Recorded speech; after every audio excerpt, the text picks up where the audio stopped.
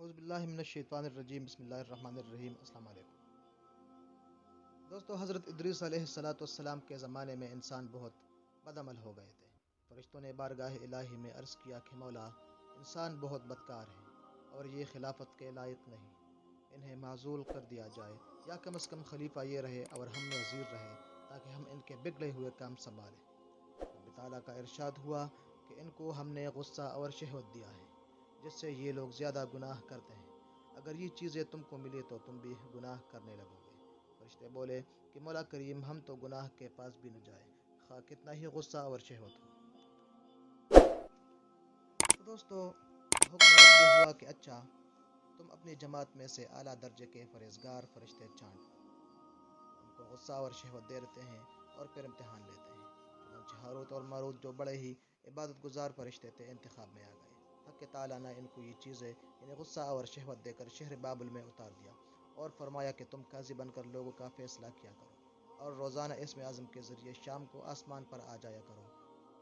تو دوستو، یہ دونوں ایک مہینہ ایسے ہی آتے جاتے رہے اور اتنے عرصے میں ان کے عدل و انصاف کا عام چرچا ہو گیا اور بہت مقدمے ان کے پاس آنے لگے۔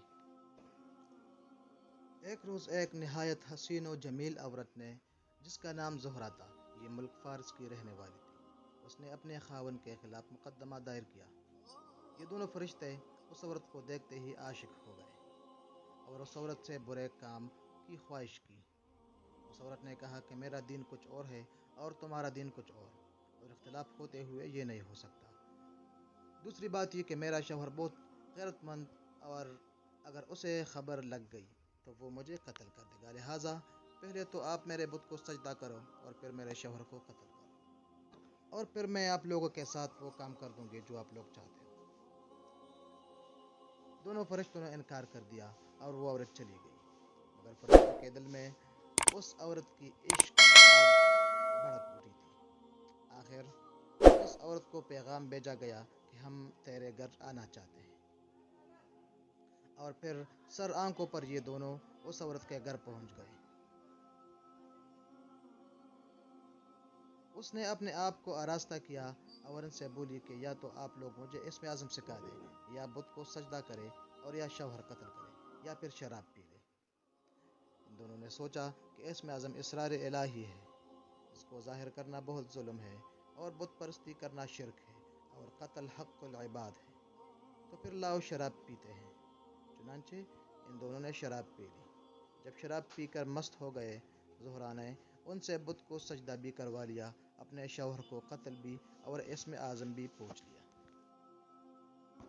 تو ناظرین، زہرہ تو اسم اعظم پڑھ کر صورت بدل کر آسمان پر پہنچ گئی۔ حق تعالیٰ نے اس عورت کی روح کو زہرہ ستارہ سے متصل کیا اور اس کی شکل زہرہ ستارہ کی طرح ہو گئی، لیکن جب ان دونوں کا نشہ اترا تو یہ اسم اعظم بول چکے تھے اور اپنے کیے پر نادم و شرمندہ تھے۔ حق تعالیٰ نے فرشتوں سے فرمایا کہ انسان میری تجلی سے دور رہتا ہے۔ یہ دونوں شام کو حاضر بارگاہ ہوتے تھے، لیکن پھر بھی شہوت سے مغلوب ہو کر سب کچھ کر بیٹھے۔ اگر انسان سے گناہ سرزد ہو تو کیا تعجب۔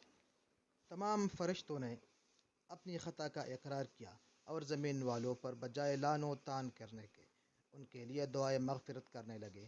قرآن پاک فرماتا ہے والملائکۃ یسبحون بحمد ربہم ویستغفرون لمن فی الارض۔ ناظرین، پھر یہ دونوں حضرت ادریس علیہ السلام کی بارگاہ میں حاضر ہوئے اور شفاعت کے طالب ہوئے۔ آپ نے ان کے حق میں دعائے مغفرت کی۔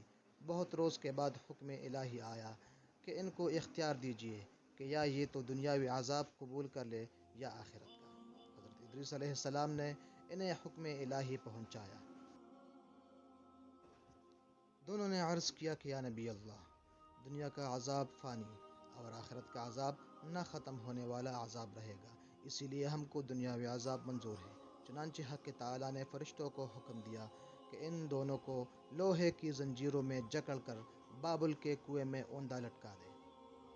اس کنویں میں آگ بھڑک رہی ہے اور یہ لٹکے ہوئے ہیں۔ ناظرین، فرشتے باری باری سے ہر وقت ان کو کوڑے مارتے رہتے ہیں، سخت پیاس سے ان کی زبانیں باہر لٹکی ہوئی ہیں اور یہ عذاب تا قیامت ایسا ہی شدید رہنے والا ہے۔